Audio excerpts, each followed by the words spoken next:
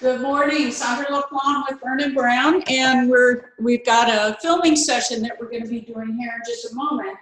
And he is the happiness doctor. I don't know if anybody's called you the happiness doctor before, but it seems like I got inoculated already this morning in speaking to you. Yeah. So Vernon Brown, the happiness. What does it mean if you could be happy every day, or if you, now see, I'm all mixed up because I'm so happy about all because this is if your energy is low and you don't know it, you know if you're not happy, right? For sure, for sure. Whether consciously or unconsciously, there's some awareness because you're picking up on some things. Yeah. And so in picking up on addressing how someone for themselves says, wow, my energy is low. We don't know what we don't know. If our energy is low, however, it's coming across in our face, in our voice, in our body language, even in Zoom meetings, it can come across. What are the things that you first help people with? So first up, Sandra, I got to say thank you for us connecting. Thank you for us just making this happen. You know, it's an interesting thing. Like, no one is exempt from this. I want to make sure I say this. I mean, I'm not trying to pathologize anything, but low energy. And it's something that all of us have experienced at some point in our lives. It's concentration, focus, awareness are completely gone. You know, it's kind of like when you're reading a book and you'll read 3 pages and like, what did I just read? You have to keep going back and it's just not sticking, right? We can become a little critical, we become judgmental. We can just become just a different person than who we are.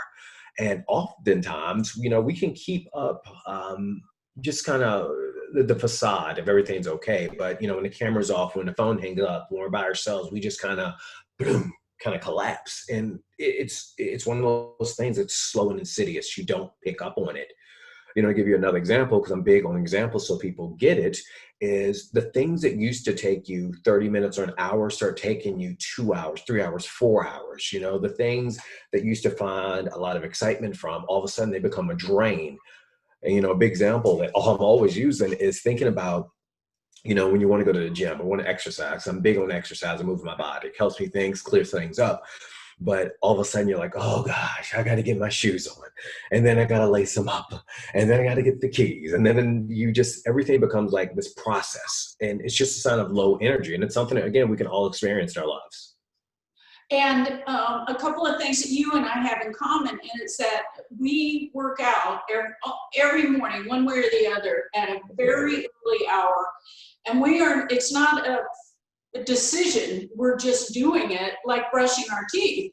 How did, you know, I think when we were talking about this earlier, you said that those are some good habits that create the foundation for great success. Absolutely. You know, and everyone's wired a little differently. I don't want to tell everybody that you need to get up at 4 or 5 o'clock in the morning. I know we get up early to get things going, but that's just the way that works for us. So I always encourage people to find a way that works for them. But it's, you know, in addition, I want to add on to everything you're saying, it's your rituals, your habits, your routines are determining your level of success. You know, whenever I talk with someone, and I've worked with thousands of people over the last 6 going on 7 years now, and the more successful people, or however you define success, it's relative in so many cases, once you step outside of finances, right? Because all of your people, they're achievers, they're succeeders. It's not about the finances, that's a reward for them achieving, but it's your routine. And especially, you know, I call this the great reset, everything that's happening right now, because I'm always trying to put things into the positive. Yes, there are some tragic things that have happened, but it's making people connect on a different level into the basic fundamentals. And one of the fundamentals is, are you setting yourself up for success daily?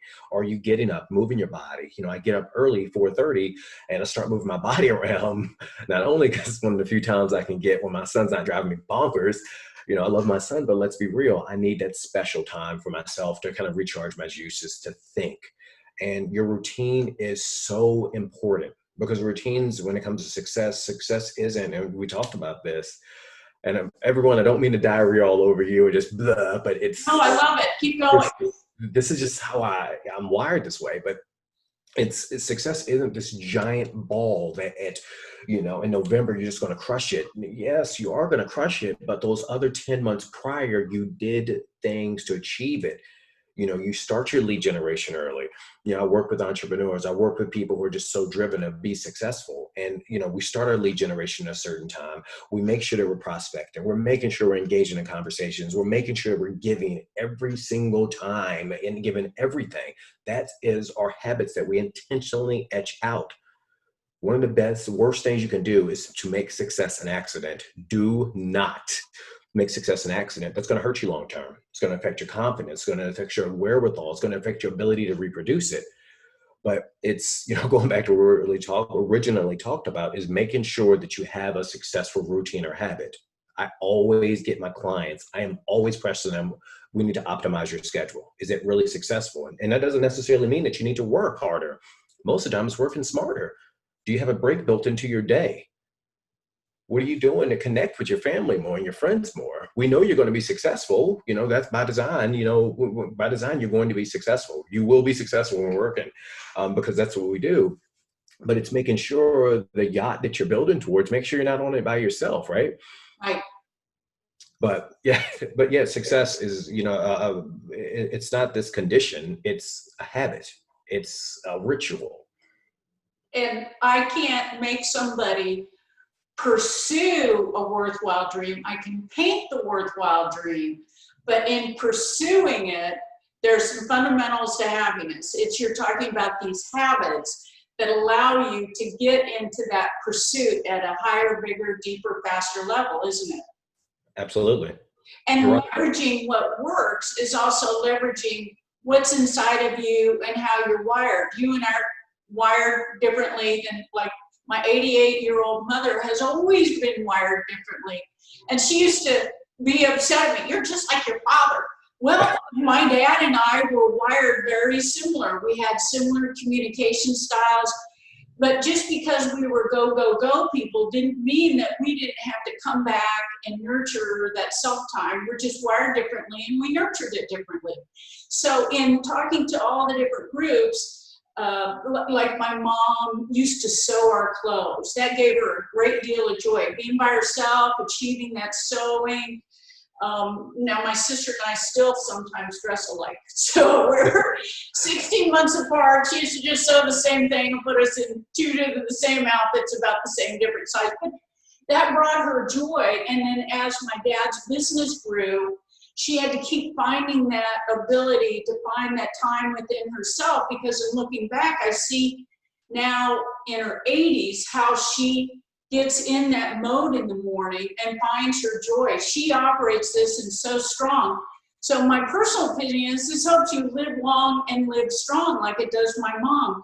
So for people who are wired differently, how do you help them find those things that help them regroup?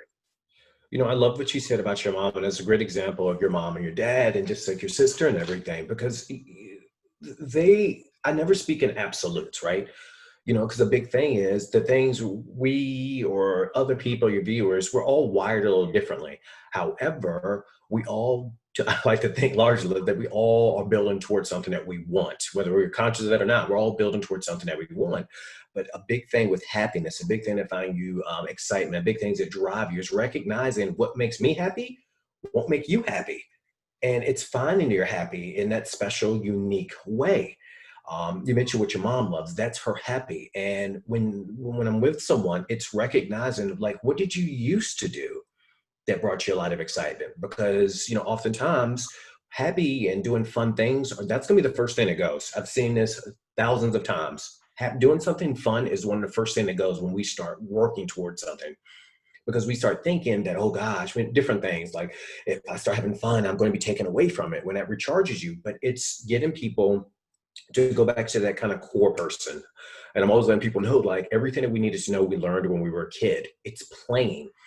You didn't know if you would like to ride the bike down the hill, with no hands, but guess what? You got curious about it and tried it. Next, boom, you find it.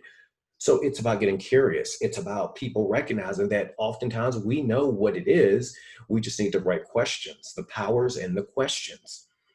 And, those questions it's not telling people, but it's getting people curious about it. Curiosity is a form of playing, by the way. It's fun to be curious. That's why we like detective shows. That's why we like these mysteries. They're fun. So a lot of, finding out what lights you up is just getting curious. One of my happies, just to give an example, is I love going to grocery stores when I traveled, especially back, prior to all this. I was traveling every month. I'm in different states. I'm just seeing different things. I love different locales, grocery stores, because just to see what they have, that's my happy. But it's curiosity. It's all about curiosity. And once we figure out what it is, it's scheduling your happy. You need to do it often. Picture you have a hard day, you have a long day, you have a successful day, you have a great day. Celebrate it with the thing that makes you happy. So in backing up to the grocery store makes you happy. Which favorite aisle? I have to say the international aisle. I love fixing, and my son, he's 5, and he's at that stage where he doesn't like certain things, and he does, but he's at that stage where he's so curious, and I'm always curious. I'm gonna be a kid to the day I die, but it's the international aisle. I love finding new ingredients and say, hey, what can I make with this? So, okay, so in Iowa, the international aisle is food from Louisiana. I mean, we're we're really kind of,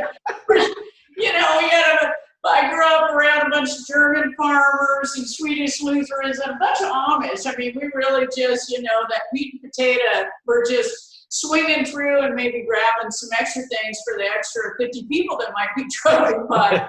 So, I mean, and also we have a great sense of humor. And I can see where you're saying getting to those places that bring you happy. Because when I'm back in Iowa, there's a potato chip company called Sturzy's, and they have something from back when they first started making these potato chips after World War II that they would only sell in a certain area.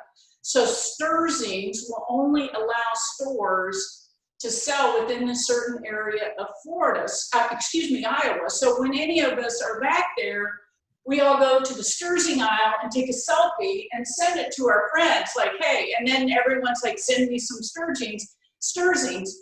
But I can see where what you just said painted that picture in my head, like, yes, even going to the grocery store when I'm back in Iowa, as soon as I get in that potato chip aisle in front of those potato chips, and I'm grabbing some, and unfortunately I'm gonna eat a bunch of them, but I'm taking pictures and kind of spreading that happy note around, right? I can't eat too many potato chips because those carbs, that's too many miles on a treadmill.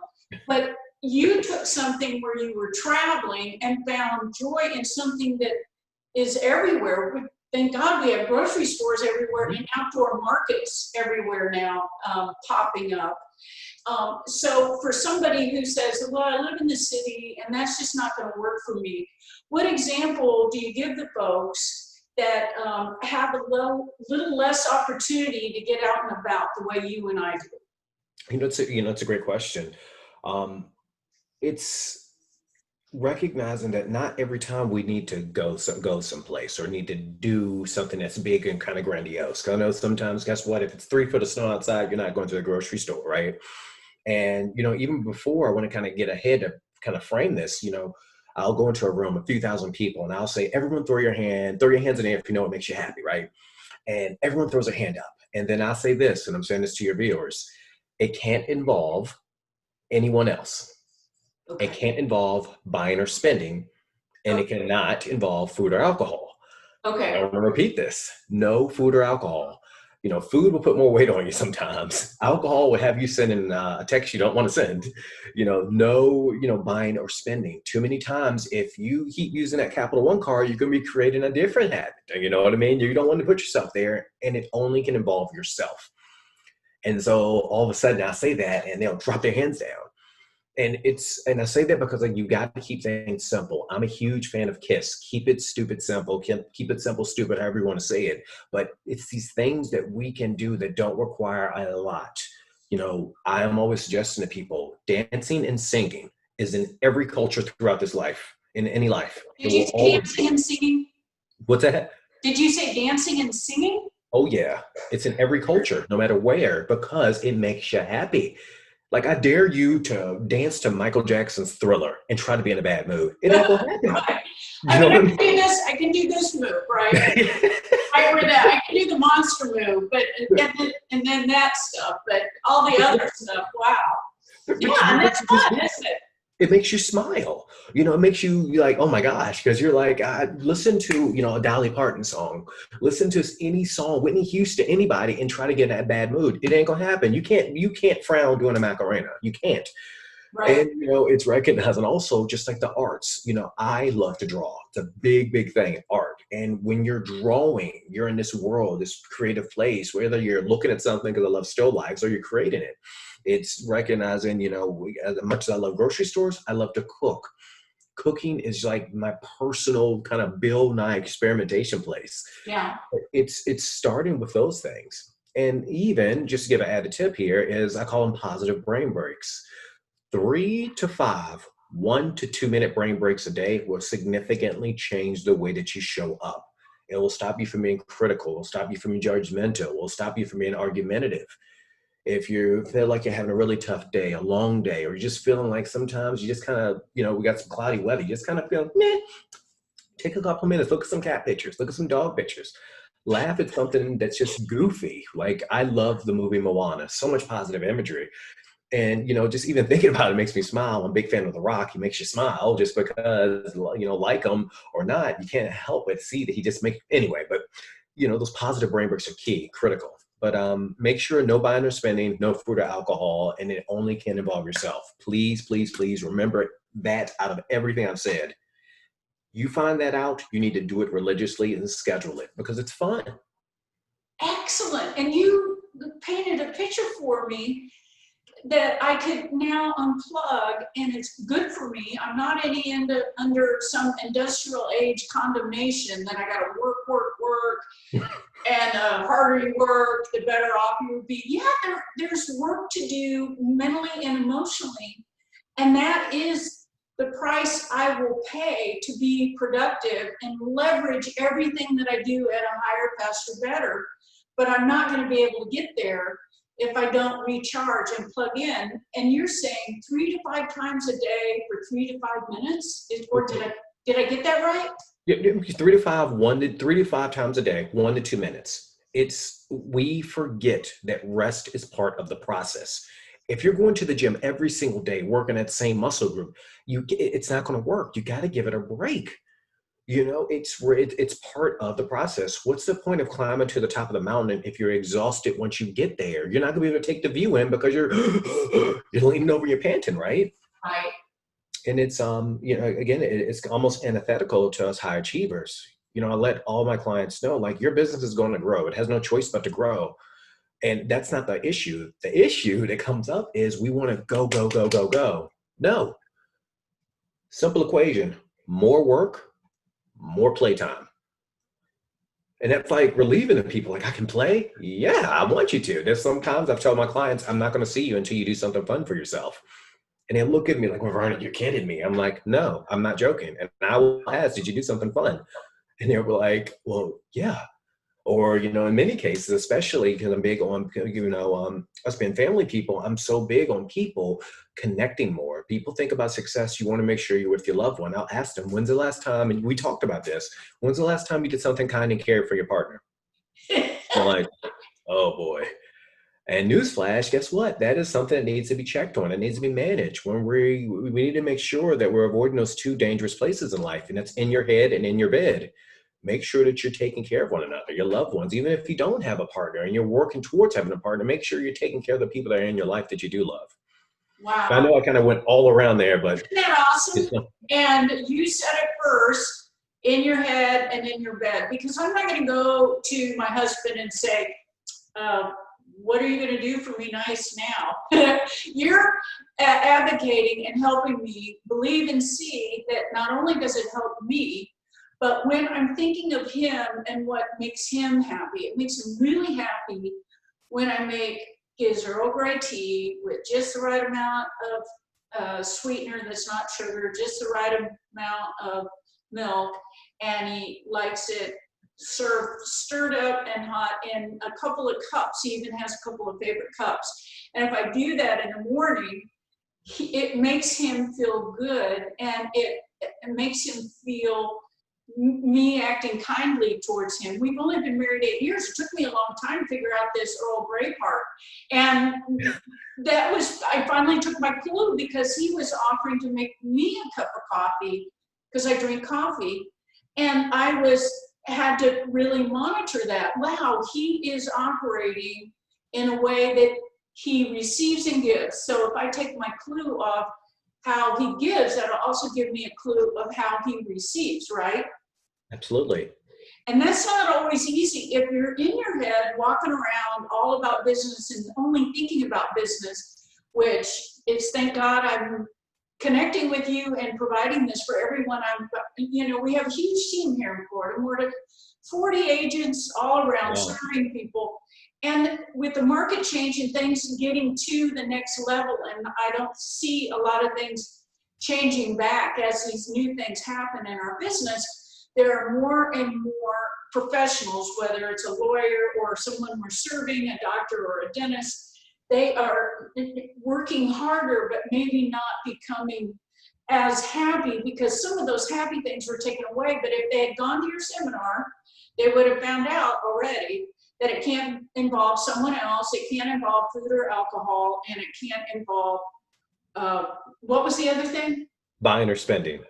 Buying or spending, which is a problem for people. They can get endorphins from spending. They can get endorphins, but they'll be on Amazon. Wow, I could buy this kitty litter and this cat food, but now I can get my cat this cat house, and all of a sudden they've got a different kind of problem going with that endorphin. You're talking about how to manage that endorphin that's always been available, but now critical than ever. So you've also got at What's Your Happy on Facebook, a hub that people can go and find out more, and also a website developing. But in November, you're rolling out a 12-week course that people can go to, which everyone that is listening or hears about this will want to go to. How do they plug into what you're teaching and leading and giving? And thank you for mentioning this. This is the impetus behind this started, I guess, and that kind of chaos at the beginning and still kind of now is I noticed that people were trying to figure out what drives them, right? Because we had this big shift, like what's going on? There was so much uncertainty, and I created Own Your Happiness. And it's a 12-week class. And, I'll be leading this live starting November 16th. I'm really going to start talking about this more and more and more. Me and my team are putting things together.